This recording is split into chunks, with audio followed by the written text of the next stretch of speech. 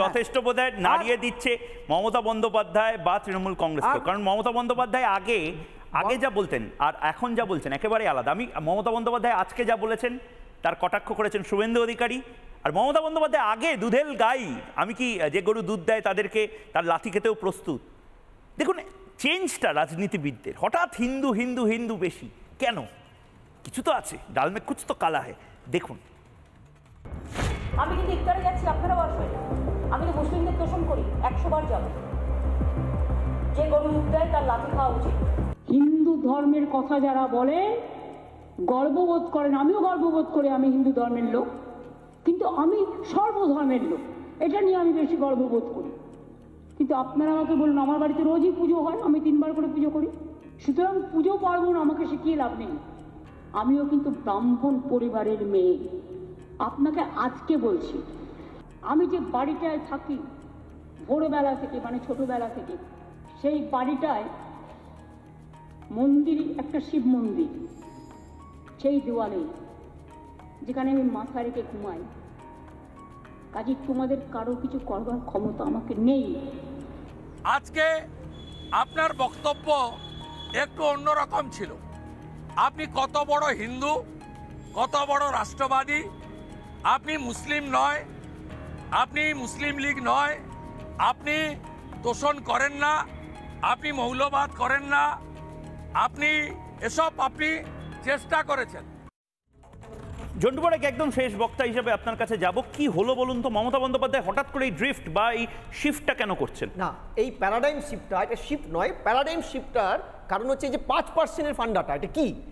এই ফান্ডাটা হচ্ছে হিন্দু বাঙালি যেই অংশটা, সেই লালিপপটা যেটাকে তোমরা বলছিলে সেকুলার লালিপপ খেয়ে এখনো বাম, অতি বাম, তারপরে এই যে কংগ্রেসি ঘরে মাথা গুঁজে এখনো মনে করছে যে আমাদের কিচ্ছু হয়নি, কোনো কিছু খোয়া যায়নি, যেই তারা এখনো বিশ্বাস করে না লাদেন থেকে শুরু করে মোল্লা ওমর, কাসব, আবু জিন্দাল, এরা খারিজি মাদ্রাসায় তৈরি হয়নি, সমস্ত সন্ত্রাসবাদী তৈরি হয়েছে হিন্দু এই রামকৃষ্ণ মিশন, ইসকনে।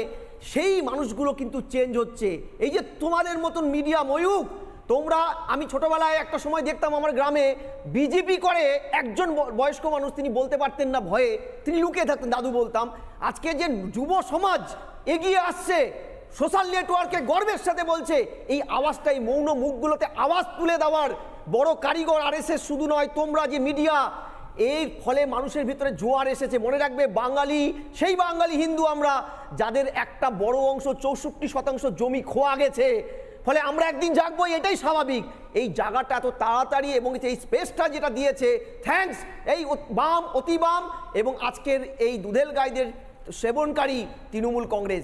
আমি তো মিনমিনে মিডিয়ার বিরুদ্ধে এই লড়াইটা লড়ে যাব, কিন্তু ভালো লাগছে যেটা, আমার সময় শেষ, যে মহাকুম্ভ থেকে আমি দেখতে পাচ্ছি, আমি সাধারণত দেখি যে যারা ব্লগার, যারা ফুড ব্লগার, যারা ইনস্টাগ্রামার বা যারা ছোট ছোট ভিডিও বানান, তাদেরকে অনেকে, এই যারা সেকুলার, তারা একটু ছোট চোখে দেখে, এরা তো বেশি কিছু জানে না।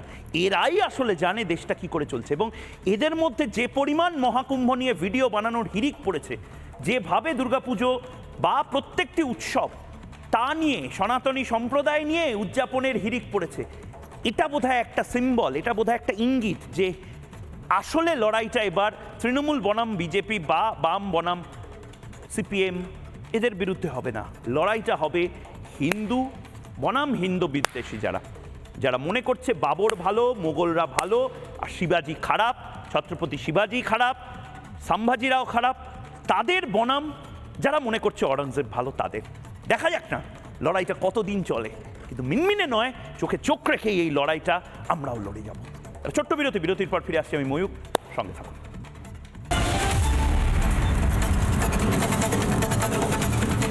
নানা ধরনের কন্টেন্ট দেখার জন্য লাইক করুন, শেয়ার করুন আমাদের ফেসবুক পেজ, সাবস্ক্রাইব করুন আমাদের ইউটিউব চ্যানেল। পাশাপাশি অন্যান্য ব্রেকিং নিউজের জন্য অবশ্যই চোখ রাখুন রিপাবলিক বাংলায়।